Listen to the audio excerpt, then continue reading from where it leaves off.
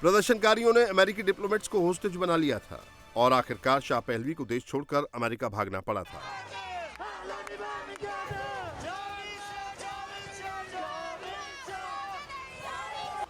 और अब एक बार फिर ईरान की सड़कों पर 1979 वाले हालात नजर आ रहे हैं, लेकिन इस बार बगावत इस्लामी हुकूमत के खिलाफ हुई है।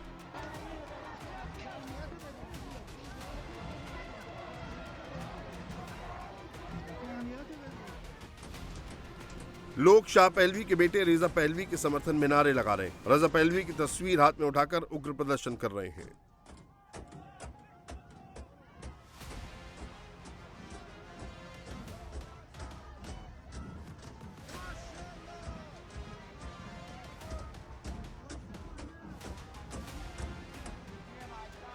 दावा किया जा रहा है कि तेहरान के कई हिस्सों पर प्रदर्शनकारियों का कब्जा हो चुका है और हुकूमत की फोर्स वहां से भाग गई है।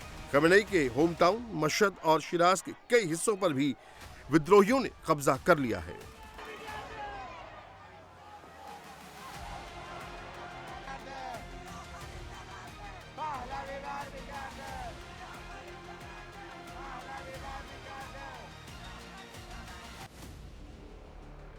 विरोध की आवाज को दबाने के लिए पूरे ईरान में इंटरनेट बंद कर दिया गया। प्रदर्शनकारी कह रहे हैं कि ब्लैकआउट करके इस्लामी हुकूमत जनता को कत्लेआम कर रही है। ये तेहरान के अल गदीर अस्पताल की तस्वीरें हैं। अस्पताल के फर्श पर लाशों का ढेर लगा हुआ है। दावा किया जा रहा है कि इन सभी लोगों का खमेनेई की फोर्स ने कत्लेआम किया है।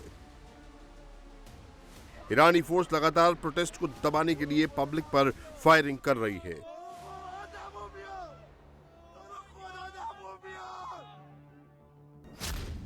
ईरानी डॉक्टर का दावा है कि तेहरान के सिर्फ 6 अस्पतालों में कम से कम 217 प्रदर्शनकारियों की मौत दर्ज की गई है। पूरे ईरान में कितने लोग मारे जा चुके हैं इसका अंदाजा लगाना मुश्किल है। ईरान में सुरक्षा बलों की बर्बर कार्रवाई को लेकर पूरी दुनिया सन्न है। ट्रंप गुस्से में है। सुप्रीम लीडर खामेनेई को सबक सिखाने की चेतावनी दे रहे हैं। So Iran's in big trouble.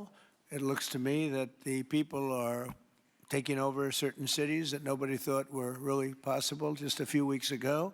We're watching the situation very carefully. I've made the statement very strongly that if they start killing people like they have in the past, we will get involved. We'll be hitting them very hard where it hurts. And that doesn't mean boots on the ground, but it means hitting them very, very hard where it hurts. So we don't want that to happen. There have been cases like this where President Obama totally backed down. But this is something pretty incredible that's happening in Iran. It's an amazing thing to watch. They've done a bad job. They've treated their people very badly, and now they're being paid back. So let's see what happens. We're watching it. We're watching it very closely. सवाल यह है कि क्या Trump Iran पर हमला करेंगे या बार बार धमकी देकर वो सिर्फ वहां की आवाम को उग्र होने के लिए उकसा रहे हैं।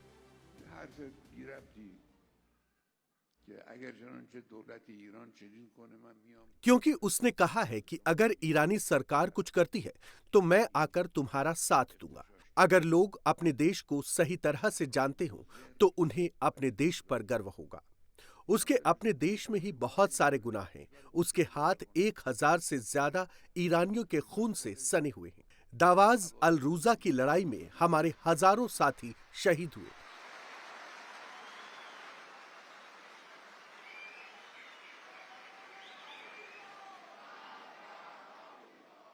जिनमें नेता, विद्वान और बड़े लोग ही नहीं बल्कि आम लोग भी शामिल थे। इस आदमी ने कहा, मैंने आदेश दिया था, मैंने युद्ध का आदेश दिया, तो उसने खुद कबूल कर लिया। उसके हाथ ईरानी लोगों की गर्दन पर थे और फिर वो कहता है, मैं ईरानी जनता का समर्थक हूं।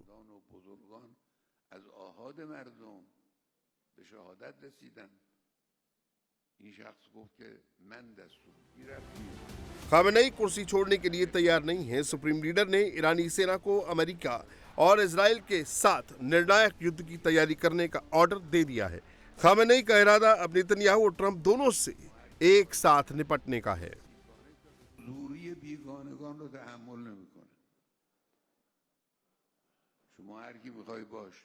वो वहां बैठा है और दुनिया की हर बात पर बोल रहा है। वो जानता है कि आमतौर पर इतिहास में धार्मिक नेता और दुनिया के बड़े शासक जैसे फिरौन, नमरूद, रजा खान और उनके जैसे लोग जब घमंड के शिखर पर होते हैं तभी गिरा दिए जाते हैं, ये भी गिराया जाएगा। प्यारे नौजवानों, अपने धर्म को संभाल कर रखें। अपनी राजनीतिक समझ, अपनी मौजूदगी, अपनी तैयारी और देश के भविष्य के लिए जीवन में अपनी गंभीरता बनाए रखें, अपनी एकता बनाए रखें, अपने वादे को निभाएं।